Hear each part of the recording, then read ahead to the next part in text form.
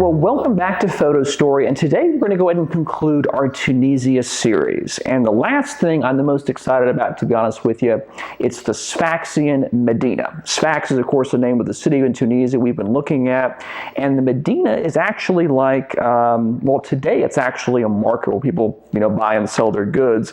But back in the day, the Medina, which means an Arabic town, this is literally where the town was. It was almost in kind of a castle-like structure. It had gates and defenses, so you could defend yourself, I guess, from the barbarians or neighboring towns that don't like you. But today, obviously, you don't need that, but at the time they did. So let me take you inside the Medina here, and let's see, what we can find. I've been there a couple of times. This first one, and I'll show the picture up on the screen, is actually from a winter visit. So this is going to be a little bit less busy, but I think it does still tell you a lot. This is just a simple corner there in the Medina. You got the people selling their produce there, and you have some other odds and ends there, and it's just basically like not only a commercial center, but also a gathering place as well. So that's a really nice picture that I really think shows the vibrance and the community there. This next shot, I wanted to pull this one up because it shows a couple of things. You see that really old door back there before the guy that's riding the bicycle in front of it there. You have a lot of this is so old. This is hundreds and hundreds of years old, this place. I don't know if that door is specifically, but it does talk to the age of the place. And this guy's just riding his bike through. I saw him coming and I thought, okay, let me see if I can drag the shutter out a little bit. So I was able to do that. Got him kind of speeding by. It's just an average day in the Medina. People just go about their business. It kind of seems remarkable to us, this old architecture. And I know a lot of them do appreciate it, obviously, but it's a normal, everyday kind of thing for them as well. So definitely a treat for someone like me that doesn't get to see that all the time. So we've got that there. One other thing that's very noticeable here, there's a lot of sorts of different shops and things like that in the old Medina. There are a lot of clothing stores, makes sense, right? And there's these mannequins, and they are really, really freaky, and I swear they are staring at you. So I took this picture here. You see the lady with the green jacket. That is a mannequin. That is not a real lady. Just kind of staring at this guy as he walks down there, and I wonder, he may have walked down there 1,000 times for all I know, but I wonder if that has ever spooked him out, because it certainly spooked me out. I know that's not the intention, but that seems to be, that's my reaction anyway. Now these next couple of pictures are a couple of carpet salesmen. I'll start with the older gentleman right there. Very nice man, very interested in selling his carpets. But I wasn't, and I say this because of the next picture, it all makes sense. I wasn't too, super enthused with his carpets. They weren't my favorite. So I went to the stall next door there, and there was this younger gentleman, and he's actually holding a carpet we actually purchased that day. And I said, oh, I really like your carpet, so I like him better than the guy next door. And he said, oh, the guy next door, that is my father. So hopefully we weren't insulted, and I don't know, maybe they shared the profits between their couple of stalls, but we ended up actually purchasing the carpet the young man is holding there. He got to practice some English and all that, so that was fun. So let's skip along here. Just a couple more lifestyle shots here in the old Medina. We've got this. At first, I thought this gentleman here in the white jacket is getting a, I don't know, his mustache trimmed or something. Now, are you going to sit on the pictures? You did that last week. Oh, there she goes, going to sit on the pictures again. Again, good thing we don't need those. She's claimed them, so there you go. Yeah, so he's just there. He's actually just talking with his friend there, and he's got a big smile on his face. And it's definitely a slower way of life in Tunisia compared to the United States. Things here can get a little hectic, so it's nice to see, just people having a good time, talking to his friends. I guess he works at this, I think that might be a bakery or something like that, or maybe I can't tell from here. But he's just enjoying his day and having a nice conversation there. So Let's go ahead and scoot down. This next one, I really like the composition, the way it turned out. It looks, some sort of exotic city. You've got this nice tile there on the left, and then the nice composition of the lines leading up into the distance there, into the old Medina. But you got this little wagon right here, and it's a rather ordinary objects. They are it's women's lingerie, so they will sell anything there. This is a nice juxtaposition of, the history and everything, and then you've got some lingerie there. But, hey, you got to buy that too. So that's, the old Medina has just about everything you might need. So there you go. Let's see what else we've got.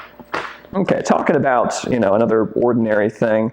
This particular gentleman here, an older gentleman, is actually making wooden kitchen utensils and things like that, spoons and whatnot for cooking. Apparently he's done this many years. We're not quite sure if he's still around. We heard a rumor he might no longer be with us. But anyway, it was good to see him there doing his traditional craft, and as he does all day. I'm sure he's very successful, but he seems to be enjoying his work very much, and I thought that was a nice shot.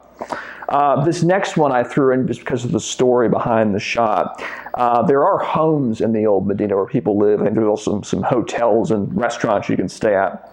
A couple interesting things going on.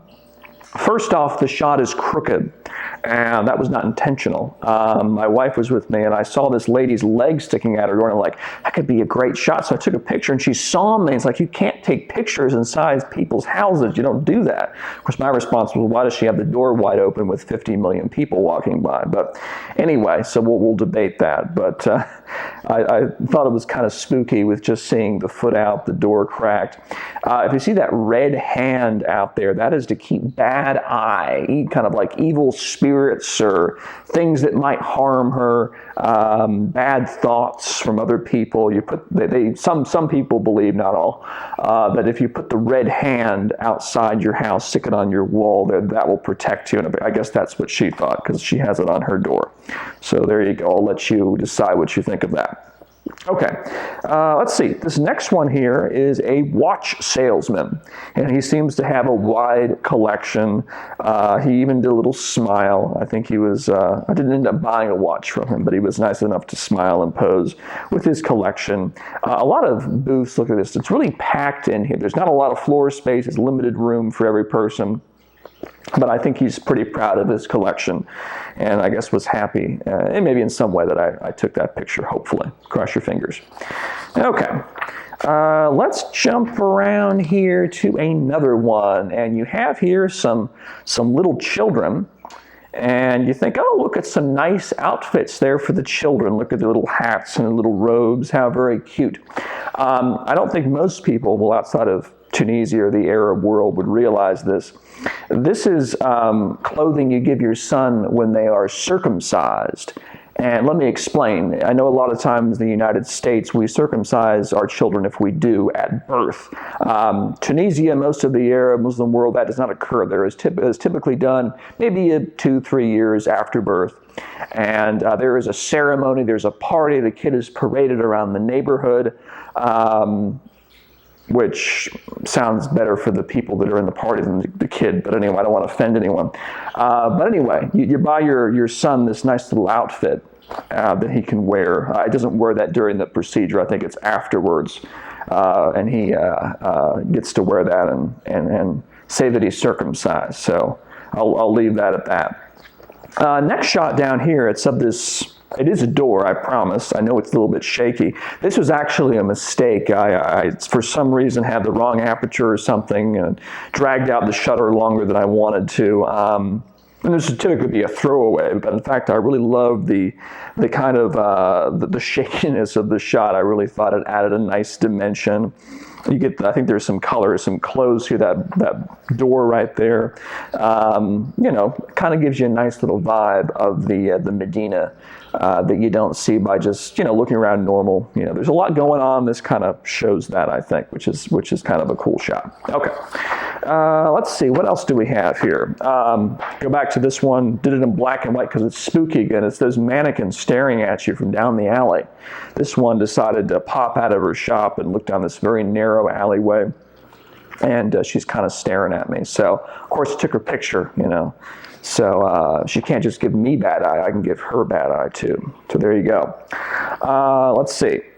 This particular shop, this next one, is actually in an area where they sell a lot of food and stuff like this.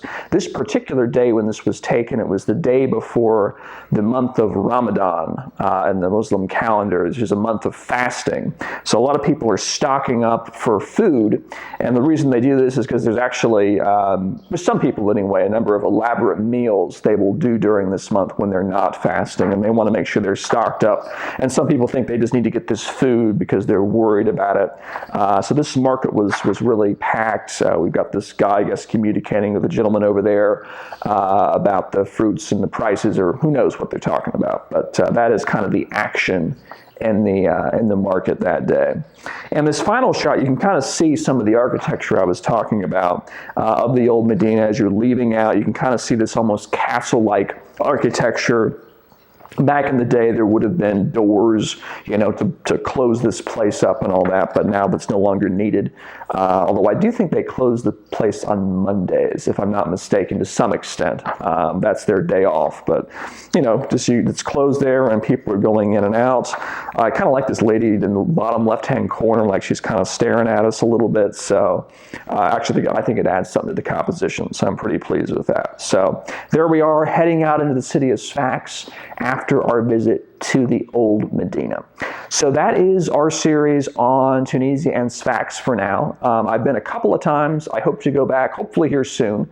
It is not inexpensive, but I know we've got to go back because that's where my wife's family is from. So hopefully we'll be there soon, and I'll be able to bring you some more stuff. But until then, and until I give you some other content, which will be more than just Sfax in Tunisia, obviously.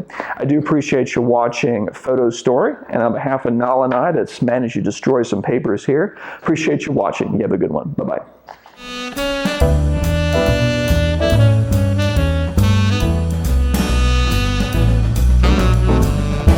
Nala, have you been working hard? Looking at pictures and things? You have. Look, you dropped 2 of them. Why are you doing that?